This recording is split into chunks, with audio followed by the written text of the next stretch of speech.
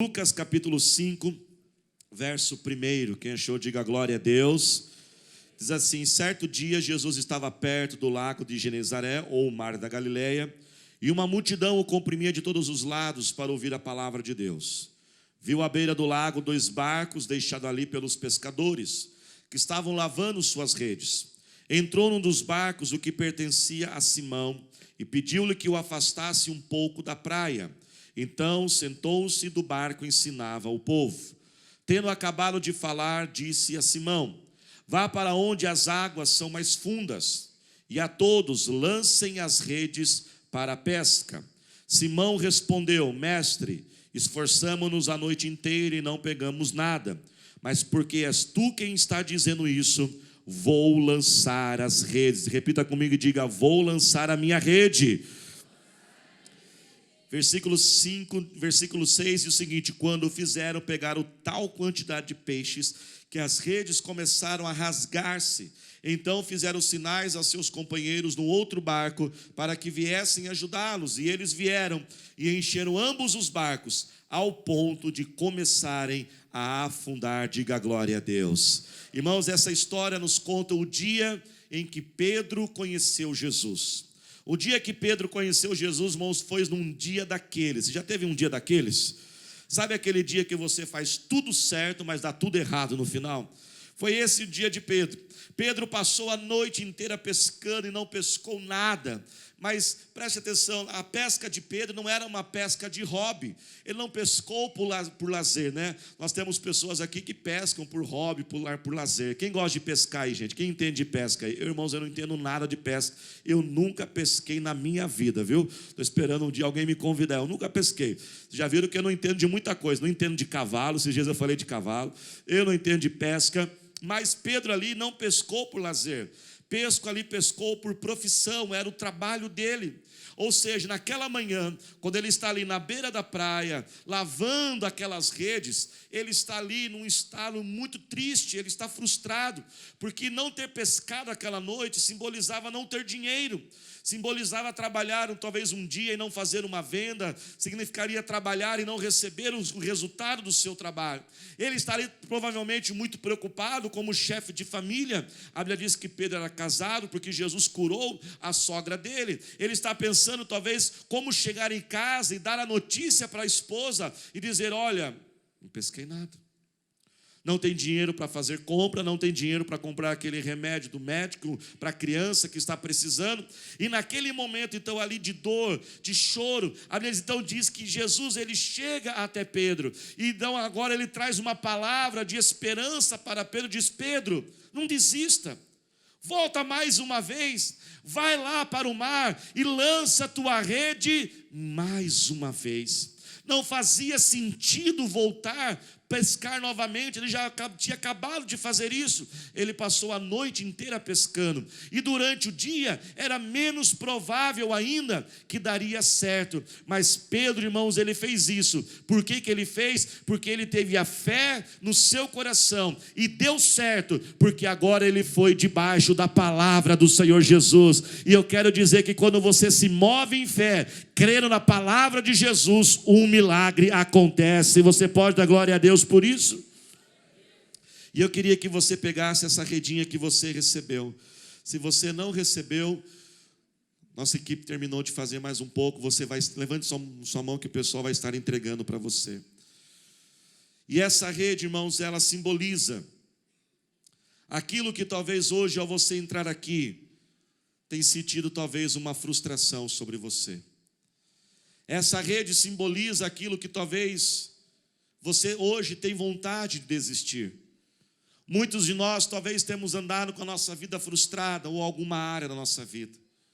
Aquela área que o resultado não está acontecendo. Talvez você tenha orado anos pela salvação de alguém da sua família.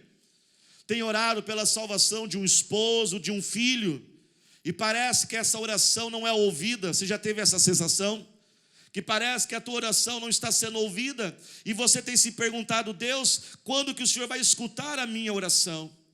Talvez essa frustração, talvez é uma luta que você tem tido, se esforçado por um casamento, Você já não sabe mais o que falar para a tua esposa, não sabe mais o que falar para o teu esposo.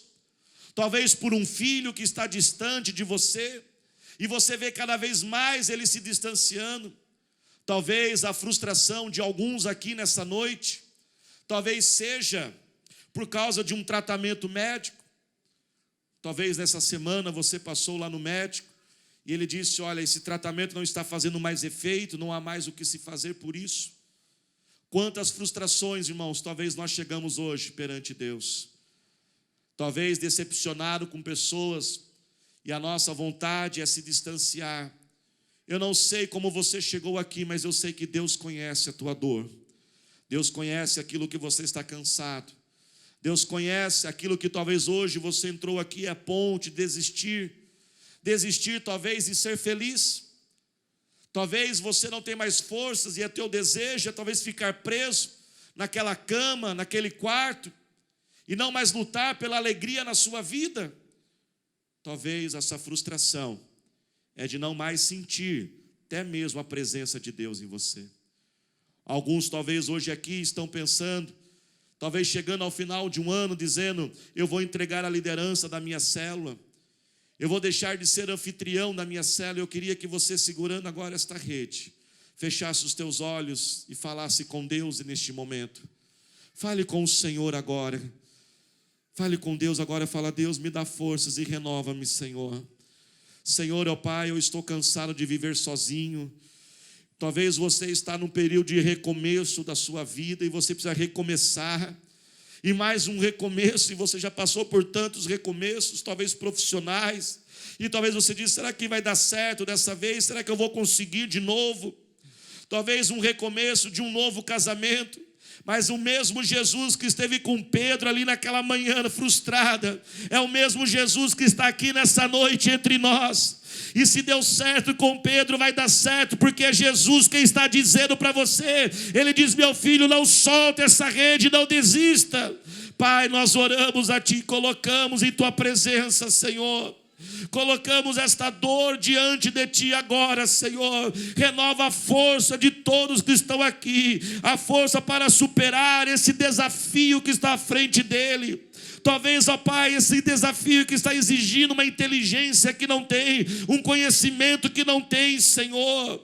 Talvez, ó Pai, há forças para mais uma vez, talvez tentar aquela carteira de motorista, Senhor, depois de tantas reprovas, ó Senhor.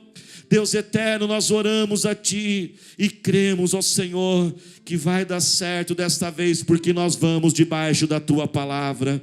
Diga bem forte comigo, diga: Senhor Jesus, eu uso a minha fé e confio na Tua palavra, Senhor.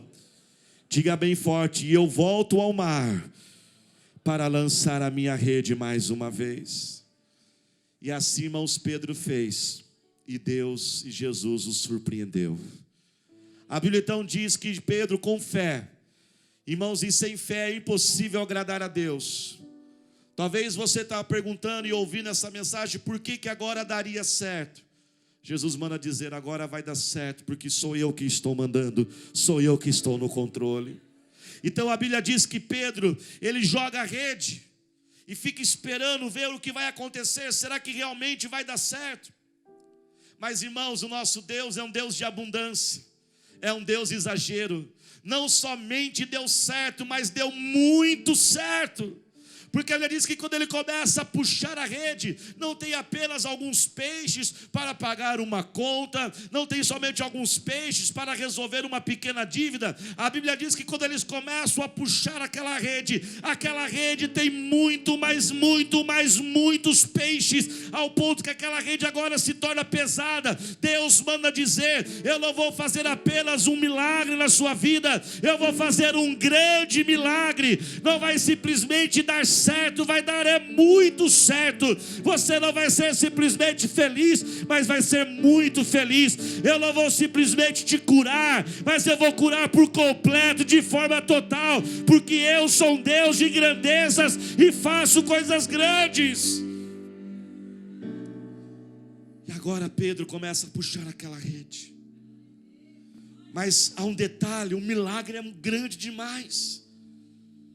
O milagre é muito grande. ao ponto que ele não consegue nem puxar a rede. É tanto peixe, está pesada aquela rede.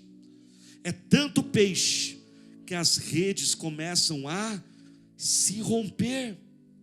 E agora então eu começo a imaginar a preocupação de Pedro, porque agora ele está prestes a perder o milagre. Ele vê o milagre na frente dele e o milagre indo embora, porque agora os peixes estão sendo perdidos, porque é muito peixe.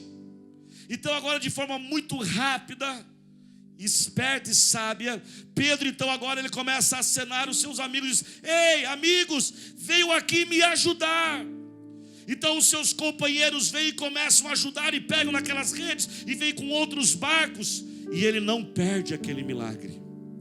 Sabe, irmãos, o que isso ensina para nós? Que a quantidade e a qualidade dos nossos relacionamentos determinará o tamanho do nosso milagre.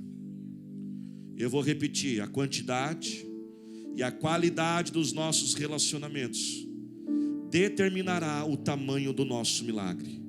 O nosso Deus não é Deus que desperdiça nada.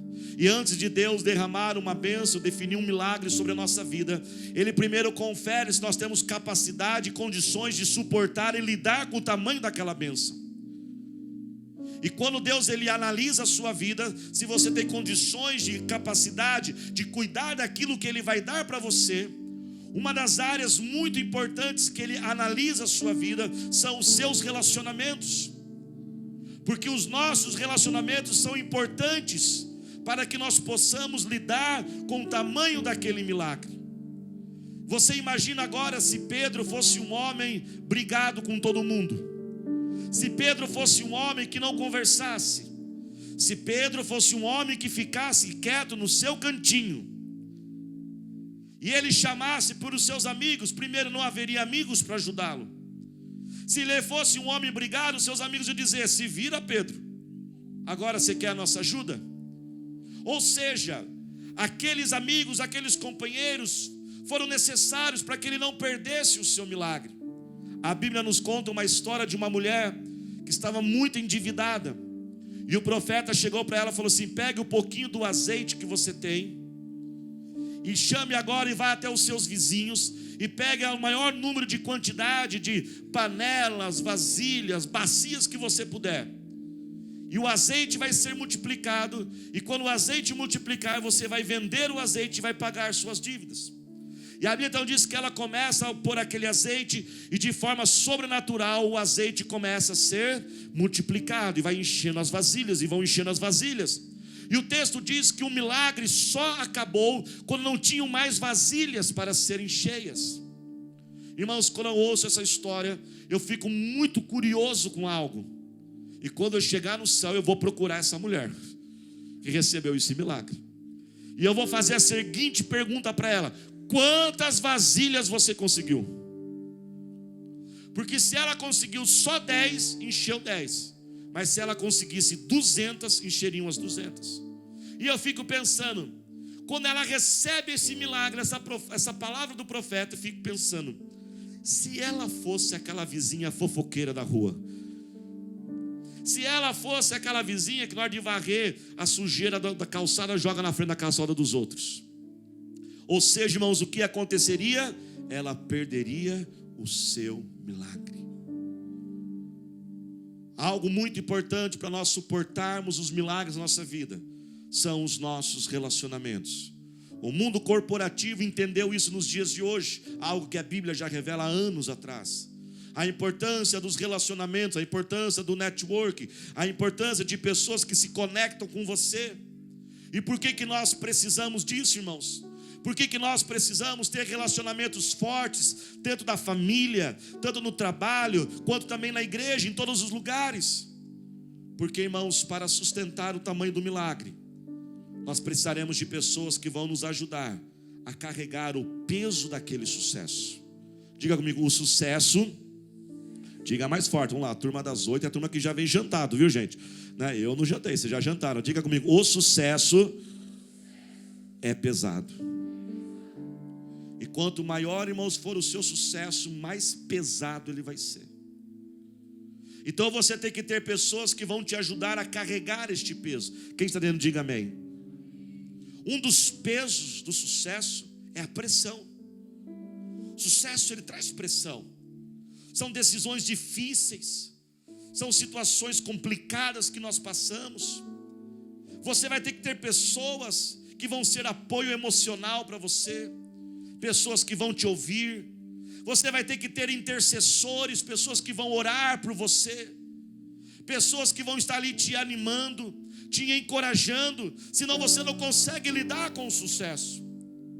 E Deus, mais uma vez, Ele vai olhar a quantidade e a qualidade dos seus relacionamentos, para ver se Ele pode te dar aquilo que você está querendo.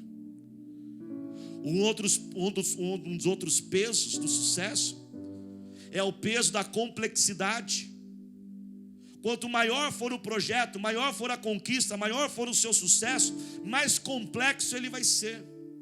E nenhuma pessoa consegue saber tudo. Nenhuma pessoa tem todo o conhecimento da sabedoria. Você vai ter que ter pessoas para te orientar, vai ter que ter pessoas para mostrar algo que você não está enxergando.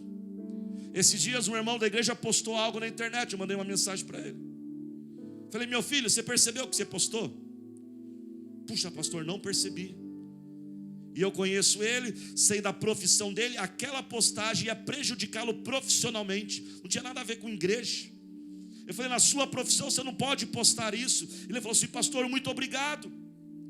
Então, quando você crescer, a complexidade, você vai precisar de pessoas como um técnico de futebol. O atacante, ele joga de um lado do campo, e o zagueiro toda hora tira a bola dele. O que o técnico fala para o atacante? Vai do outro lado. Mas agora eu pergunto: você é uma pessoa que ouve? Você tem maturidade para ouvir correção? Porque tem gente, irmãos, que não tem capacidade. Se corrigir ela, falar qualquer coisa com ela, já vem: elogiar que é bom, ninguém elogia, mas que falar mal, fala, né? Eu falo com as pessoas que trabalham comigo, as pessoas que eu lidero, eu digo assim: nunca fique triste quando eu te corrigir. É minha função. Quando eu te orientar, quando eu disser para você: não faça desse jeito, nunca fique triste. Eu falo assim: fique triste quando eu parar de fazer isso. Porque se eu parar de te corrigir, é porque eu acho que não vale mais a pena te corrigir. Porque a Bíblia diz: não corrija aquele que não aceita a correção. É tolice. Você vai desperdiçar. Eu falei: eu não vou desperdiçar o meu tempo é precioso. O seu tempo, todo o nosso tempo, de todos nós, é precioso. Então eu digo para eles: o dia que eu não te corrigir mais, aí você fique preocupado. Porque enquanto eu estiver te corrigindo, te orientando, é porque eu sei que você vai ouvir a correção, você vai ouvir aquilo que eu estou orientando. Um dos outros pesos, irmãos, do sucesso, do crescimento, são os ataques que vêm. Não seja ingênuo. Quanto mais você crescer na vida, sempre haverá pessoas que não vão se alegrar com a sua alegria. Não seja ingênuo, ache que todo mundo fica feliz com você. Tem gente que vai arder em inveja, tem gente que vai arder em raiva. Sabia que tem gente, irmãos, que não suporta a alegria dos outros? Um dos motivos porque muitos que estão aqui nessa noite não prosperam, não enriquecem, é porque foram criados em lares e foram doutrinados desde criança a odiar e ter raiva de gente que tem dinheiro. Ele olha o dinheiro como algo sujo.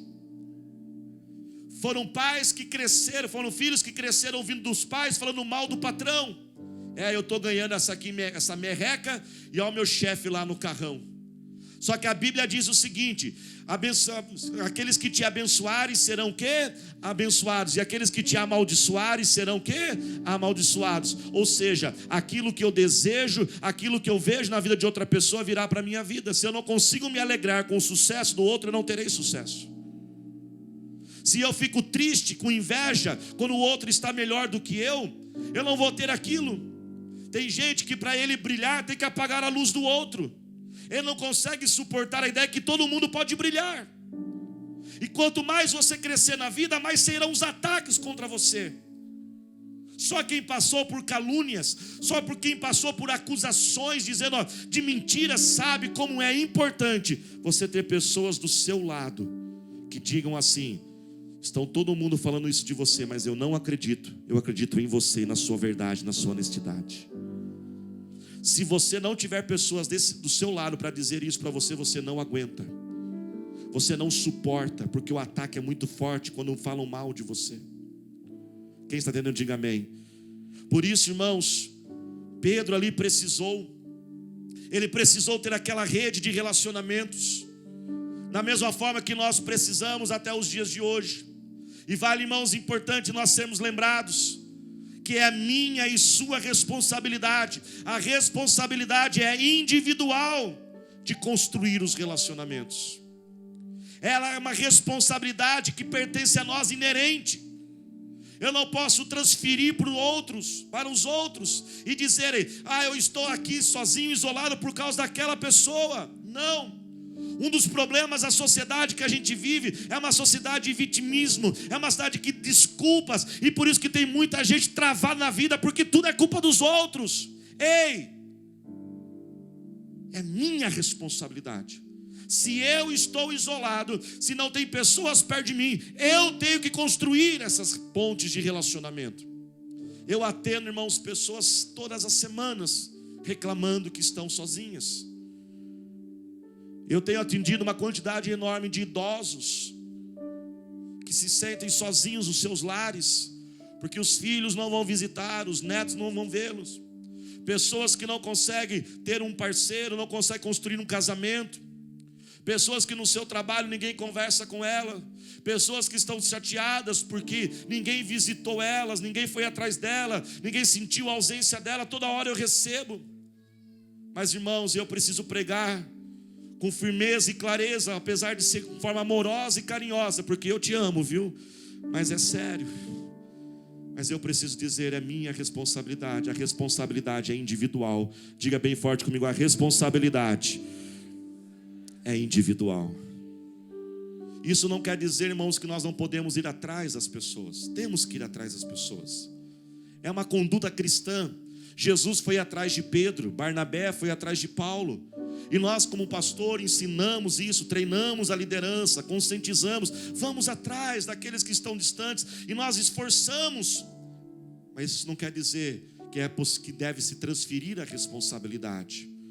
Como que nós podemos construir esses relacionamentos? Como que nós podemos, irmãos, construir pontes e termos relacionamentos mais fortes na família, no trabalho, na igreja, nos ministérios? Primeiro, você tem que aprender a limpar o teu coração e eliminar os ressentimentos. Por que muitos idosos estão sozinhos? Porque eles tiveram vida muito difíceis. Sim, tiveram vidas difíceis, passaram por decepções, mas eles não limpam o coração. E aí, a irmã lá, ela é velhinha, a vovozinha da família, né? Aí vem um filho. Na hora que o filho vai visitar, ela fala mal do outro filho. E não é assim, gente? Aí quando vem outro filho, ela fala mal do outro. E fica jogando um irmão contra o outro.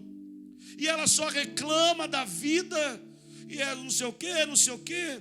E aí depois ela não entende, porque não tem ninguém com prazer de estar perto da pessoa. O livro de Provérbios, capítulo 4, olha para cá, diz o seguinte: de todas as coisas a mais importante, guarde o seu coração. Eu, irmãos, não tenho controle do que as pessoas podem fazer contra mim, mas eu posso controlar o que eu vou permitir e guardar no meu coração. Você tem controle de um passarinho fazer cocô na tua cabeça? Você tem controle? Não. Se o passarinho quiser fazer, eu vou fazer um cocôzinho na tua cabeça, ele faz. Você não tem controle sobre isso. Mas você pode deixar ele fazer um ninho na sua cabeça ou não. O ninho é você que escolhe. Eu escolho, irmãos, o que eu vou permitir em meu coração, não. E eu sei do que eu estou pregando. Eu sei porque eu estou nisso. Esse ano fiz 38 anos. No mínimo há 28 anos eu estou passando por isso. Eu cresci na igreja, filho de pastor. E eu lembro quando eu tinha por volta de 10, 11 anos de idade.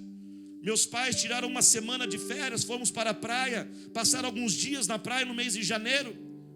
Quando nós voltamos, alguém que era um auxiliar dos meus pais, uma pessoa de confiança, conseguiu convencer uma parte dos membros a saírem da igreja e abrir outra igreja. E eu vi isso na minha casa. E eu vi meus pais chorarem a dor da traição. 28 anos atrás. São 28 anos que eu passo, que eu vejo decepção, traição, ingratidão. Agora, eu escolho o que eu vou guardar no meu coração. Mas ao mesmo tempo, são 28 anos de pessoas que me amam, pessoas que cuidam de mim, pessoas que intercedem por mim, pessoas que dizem: eu estou contigo, pastor. São 28 anos, pessoas que preservam a minha vida, que têm prazer na minha alegria. Quem eu vou escolher? Eu vou escolher a alegria no meu coração. Como você também pode fazer essa escolha. Limpe o teu coração. Jogue talvez hoje a rede do perdão. Perdoe aquela pessoa, mas seja mais alegre, seja mais feliz e limpe o seu coração nessa noite. Você pode dar glória a Deus por isso. Uma outra forma, irmãos, nós construímos relacionamento, é nós aprendermos nos adaptarmos, sermos flexíveis. Você não vai conseguir relacionar com ninguém do seu jeito, mas o meu jeito assim, mas muda esse jeito, pelo amor de Deus. Ah, mas as coisas têm que ser assim, não dá para ser assim. Não dá para ser do seu jeito toda hora. Seja mais carinhoso. Tem gente que é grosso, tem gente que é bruto. Ah, mas é o meu jeito de falar. Ô, meu irmão, sem noção, com muito carinho. Esse seu jeito de falar está machucando todo mundo. E está todo mundo se afastando de você, claro, desse jeito. E eu sei que eu estou pregando hoje aqui, irmãos, que essa mensagem é pelo menos uma mensagem de 30 anos. 30 anos essa mensagem está sendo construída aqui dentro. Quando eu tinha 16 anos de idade, houve um acampamento na igreja. E fizeram ali um concurso para escolher o jovem mais alto, o jovem mais baixo, o mais gordo, o mais magro. E eu não sei quem foi o abençoado, irmãos. Um dia eu vou buscar a revelação do Espírito Santo, que criou a categoria do mais chato. Olha que coisa bonita de fazer, né? Do grupo de jovens escolheu o mais chato do grupo. E sabe quem ganhou o presente? O prêmio? Eu. Você dá risada porque não foi com você, né, irmãos? Oh, muita cura interior, irmãos. Eu ganhei o prêmio do jovem mais chato, mais grosso. E aí então Jesus começou a me chamar para ser pastor. Eu falei assim: Jesus, não dá para eu ser pastor, porque o pastor é o cara legal, o cara carismático. Eu sou o cara que ganhou o prêmio do mais chato. Jesus falou assim: então muda. Pronto. Deixa o Espírito Santo encher teu coração e mude isso. Elimine esse perfeccionismo que está destruindo sua vida. Aliás, fala para o seu irmão: para de ser tão chato. Fala para ele aí, fala para ele. Se coloque de pé glorificando a Jesus. Vocês aproveitam nessa hora, né, gente? Olha, eu sei tudo da casa de vocês, só olhando aqui de cima, viu? Eu vejo os cutucão. Eu sei tudo, viu? Ah, se vocês soubessem o que eu vejo aqui de cima. Algo muito importante, coloca a mão no teu coração, olhe para cá. Aceite as imperfeições. Isso é bíblico, pastor? É. Um dia Jesus chegou para o próprio Pedro e falou: Pedro, apacenta minhas ovelhas, eu quero te usar, Pedro. Olhe para cá com a mão no seu coração. Jesus perguntou para Pedro assim, falou: Pedro, você me ama? Qual foi a resposta de Jesus? Ah, Jesus, amar mesmo eu não amo, eu gosto. Jesus passou a mão na cabeça. Tá bom, Pedro, vai assim mesmo. Irmãos, tem hora que você tem que aceitar as imperfeições. Você vai ter que olhar a tua esposa. Não estou falando da pastora Thalita não, viu, seus curiosos. Você vai ter que olhar o teu esposo. Irmãos, esse ano 2019 foi libertador, né, irmãos? Porque no filme dos Vingadores, o Thor, o galã de Hollywood, barrigudo, gente. Vai ter que olhar aquela barriga do teu marido. Vai assim mesmo. Talvez você, irmã, que quer ter um esposo, tem que tirar aquele olho azul da lista lá. Eu quero com olho azul. Tem olho azul. Ele é legal, ele é bonitinho, mas não tem olho azul. Vai ter que ser assim mesmo. Se nós não fizermos assim, irmãos, vamos viver sozinhos. Semeie atenção, semeie carinho. Posso pregar, igreja? Se nessa semana, provavelmente, talvez pode acontecer as exceções, ninguém mandou uma mensagem para você perguntando como você estava, é porque muito provavelmente você também não mandou uma mensagem para ninguém. Você está vendo? Às vezes a gente quer colher algo que a gente não planta. Ninguém pergunta como eu estou, mas quantas pessoas eu pergunto como estão? Às vezes eu quero colher algo, mas que eu não plantei. Elogie, manda uma mensagem, mande um vídeo para alguém. Se preocupe, irmão, se nós não vigiarmos, nós passamos 24 horas do dia pensando só em nós mesmos. Pergunte como aquela pessoa está e faça algo. Diga para quem está lá, diga assim, faça algo. Fala para ele aí. Faça algo, irmãos. Faça alguma coisa. Faz um bolo. Convide para jantar. Aquela pessoa não quer falar com você, vai você falar com ela.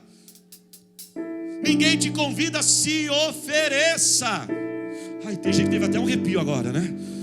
Pastor, eu não consigo ser oferecido. Se vira. É muito difícil, eu sei que é difícil. Se fosse fácil, eu não estava pregando. Isso é bíblico, claro que é. Davi, irmãos, quem chamou Davi para a guerra? Ninguém. Oferecido. Quem perguntou se ele podia matar Golias? Ninguém. Oferecido, entrão mesmo. Ei, você tem que ter uma guerra aí, eu estou aqui. Quem vai pegar? Eu vou pegar esse Golias, mas eu vou, ninguém confia, não tem problema. Tem que ser assim, irmãos.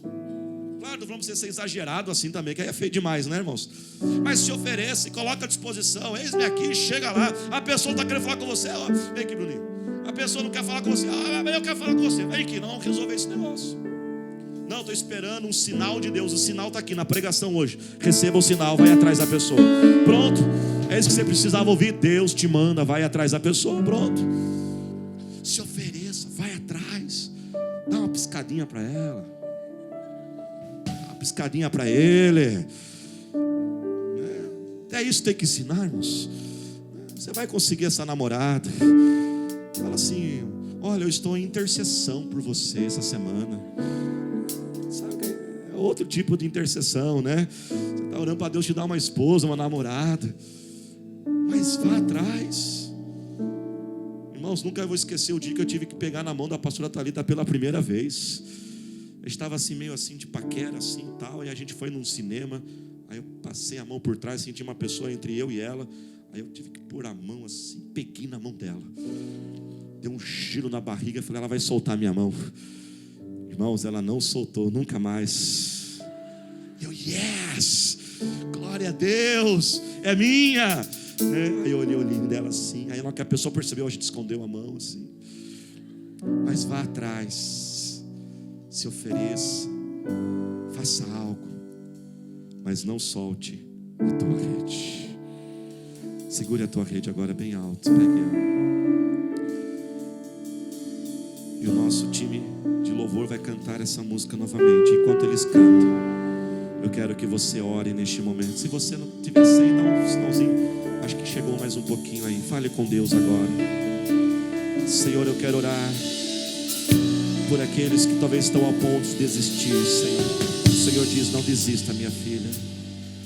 Senhor, eu quero orar por aqueles que estão em recomeços na sua vida. Oro por aqueles, ó Senhor, que estão sem forças para voltar ao mar mais uma vez, de orar mais uma vez, de fazer mais um convite, de fazer mais uma célula, Senhor. Talvez de vir mais um dia ao culto, Senhor. Fale com o Senhor agora. Senhor nosso Deus. Deus conhece tua estrutura.